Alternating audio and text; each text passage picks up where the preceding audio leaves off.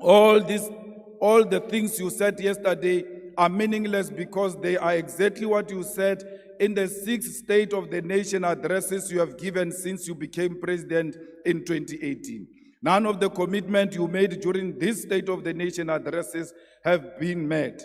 You state here that the vision you are operating under is still the National Development Plan Vision 2030, whose targets have never been met and will never be met.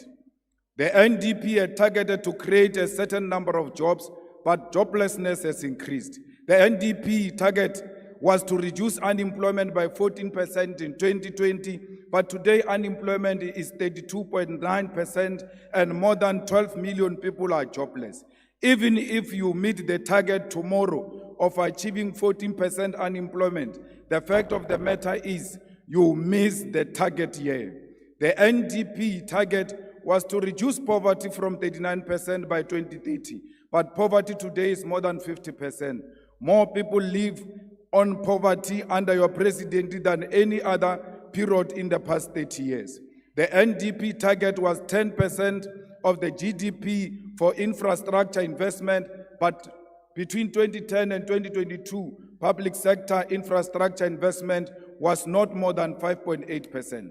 The NDP target was to grow the economy by an average of 5.4% for it to be practical to achieve any of the NDP goals. But in the past 10 years, the economy has not grown by more than 2%. Mr. President, yesterday you shocked all of us and will never recover from that shock. You said nothing about international relations while we are living in a world defined by shifting global balance of forces.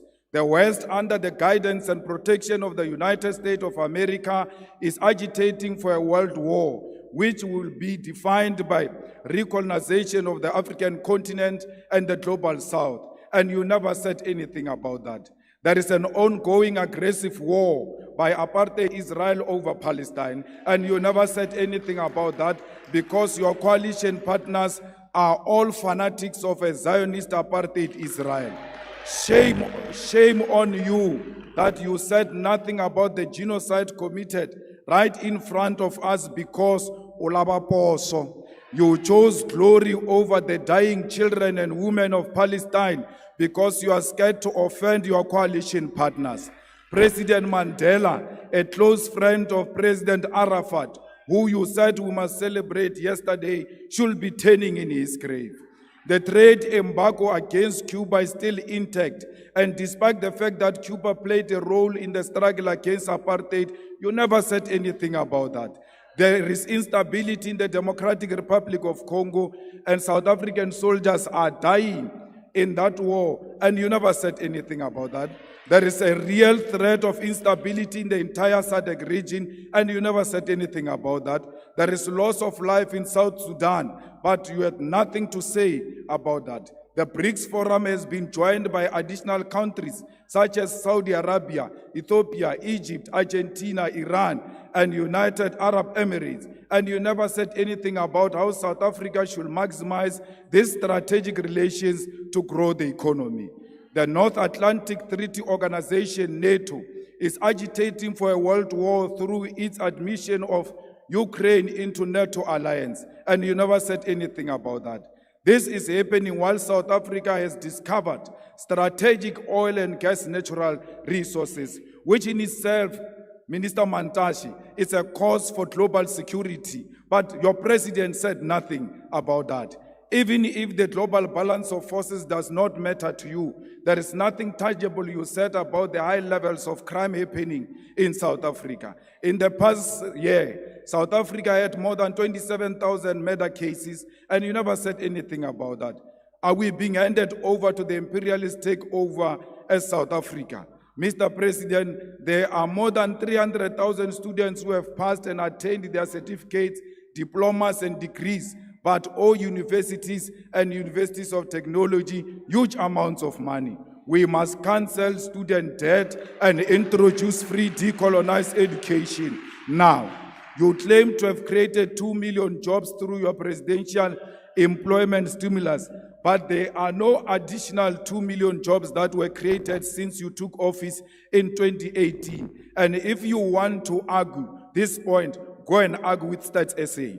Another issue we need to highlight is that Kusile Power Station added an additional 800 megawatt into national grid 2 weeks ago. You never mentioned anything about that. Instead, you chose to mention 256 megawatt of unreliable energy by independent power producers, which was plugged into the grid in the Northwest Province. This is an evidence that in addition of selling fictional buffaloes at Palapala, you are also a salesperson for independent power producers. These independent power producers were at the center of why South Africa experienced perennial load shedding for years until 2 months before the elections. The land which our people desperately needed for human settlement, agriculture, public service, and business was left in the hands of the oppressors.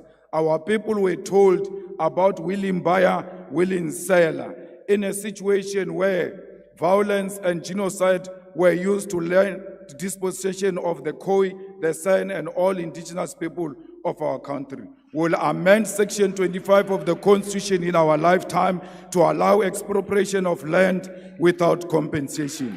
South Africa, our country is being traded. We, the progressive forces, need to constitute an alternative radical agenda. Let us do everything in our power to rescue our country from being traded on a silver platter. We call on all workers' movement, civil society, religious leaders, and traditional leaders to reject this grand coalition led by DA under the pretense of the so-called government of national unity.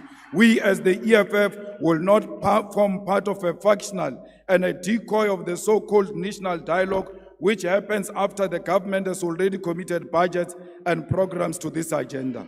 We are not in the business of talk shows. We are in an agenda to realize through economic emancipation of our people, and no matter what it takes, we will never associate with the collaborators and the sell-out agenda of the establishment. Erekele buche nonyana phaku phaku ibiale ile tiye are chushike maru a utla bosile motho wa o ba le matric wo asankang aba subjected to a peer review comes here and calls us VBS looters. I understand the mind of a rat will not comprehend that is actually sitting with VBS looters themselves in the government of national unity. The same matriculant is a beneficiary of the loot of 20 billion of Steinhoff that was invested by public investment, by PIC. No amount of nonsensical threats of arrest can silence us. Not even death can silence us, because Mama Winnie Madikizela Mandela's voice has multiplied. Ours is a generational mission. We shall overcome. Victory is certain. We want to tell you now, your days are numbered. Thank you very much.